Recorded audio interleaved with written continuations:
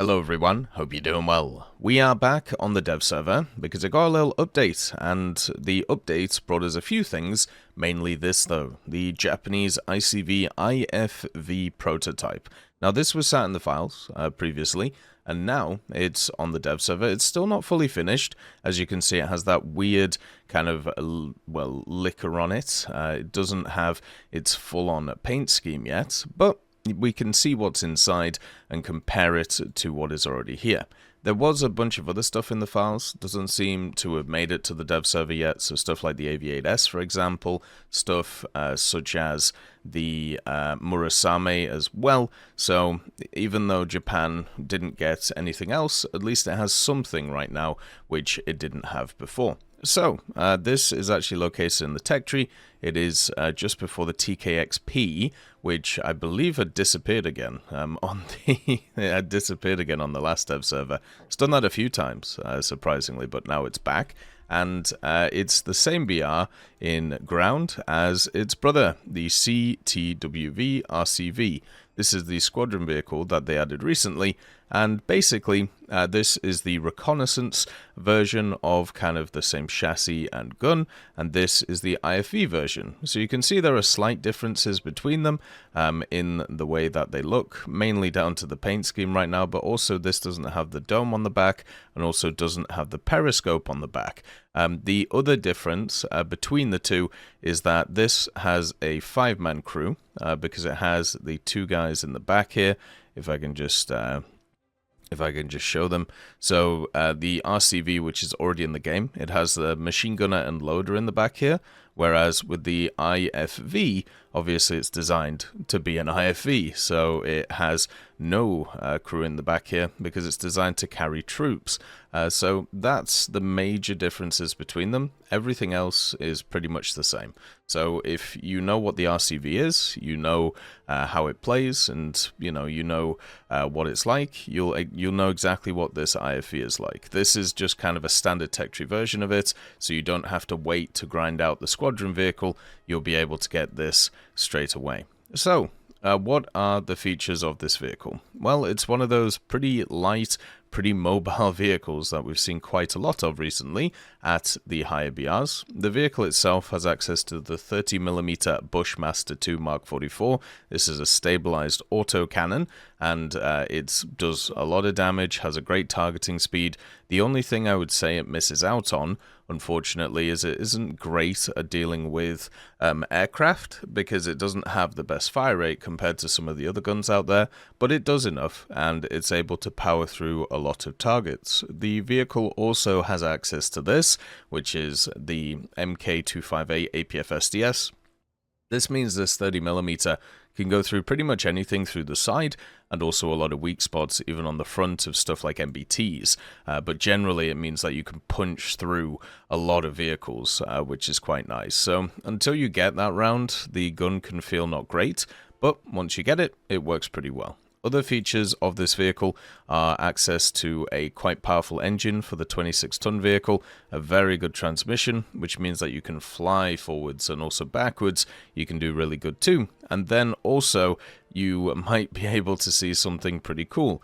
This vehicle has access to a lot of spore liners to protect it from the top, but also from the sides. So you have this rolled homogeneous armor, which is all around it, and then you have the spore liners on top, and then also the back. So this won't stop you dying in a lot of cases, but what it'll do is if you get hit by CAS, it will mean that it will concentrate the damage in a specific area. So if you get hit on the back, for example, it will neuter quite a lot of the hit, and that means that you may not die from it, which is a lot nicer. You will still take damage, but it won't, crucify you. There's also spore liners on the side of the turret, so therefore this could actually help you against other vehicles which are trying to penetrate you and take you out. It definitely can keep you alive in certain scenarios when most of the time you'll be dead.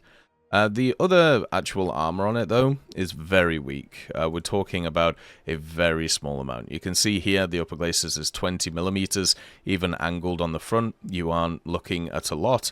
There are some additional plates on the top of it, so you have 20mm plus 5 and then 10 here, so still not a crazy amount. It's going to give you at most 100 millimeters of armor just because of the angle of it. And then, of course, you have this composite screen, which gives you 35 millimeters, which is not enough to stop anything. The sides are 20 millimeters, and then the back is 5 millimeters, and once again, 20 millimeters really isn't going to stop anything either. So the job of this thing is to not get shot, for obvious reasons, to be able to shoot first, and to be able to survive. The vehicle also has access to scouting, since it's a light vehicle. It does have an LWSLR, which is really nice, and smoke grenades to reposition too. I would like the reverse to be slightly better on this vehicle. Only 35 kilometers an hour. I know that sounds like quite a lot, but you're starting to get into those BRs where a lot of these vehicles have rapid reverses, and that is a huge deal for this. So technically, when you have a look at this vehicle, it is pretty much the same as this one. It is technically worse, but it's technically worse in the smallest sense, where with this RCV, it has access to this camera, right? And the camera on the back of it technically is, something that you can use for scouting. I'm sure a lot of people have been, using it for scouting and moving it around, but at least I feel like it's one of those. Here, you can like pop it up here. So you can sit this behind like a hill, and then you can use this to actually be able to scan targets and then also aim at people behind surfaces. So if you use it correctly, you could actually do a really, really good job with it.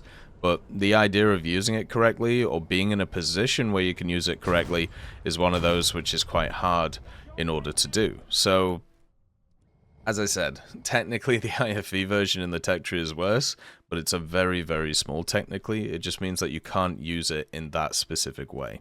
And everything else should be basically the same. Unfortunately for the vehicle, it still doesn't get its full camouflage. Hopefully at some point they'll fix that. I'll be very surprised if they don't. Usually you have like a few updates to the dev server which adds camouflages and adds HD effects, but right now it's not in its perfect state. So you can see it has the good stabilizer, has the good targeting speed, has the very good thermals. Like these are Gen 3 thermals, and you'll be able to see into next week with them. It does technically have a commander sight, but as you can see, it doesn't really work. So I'm guessing they put it in the same place as the other one. This really just feels like kind of a copy-paste right now. So, it hasn't really changed anything about it.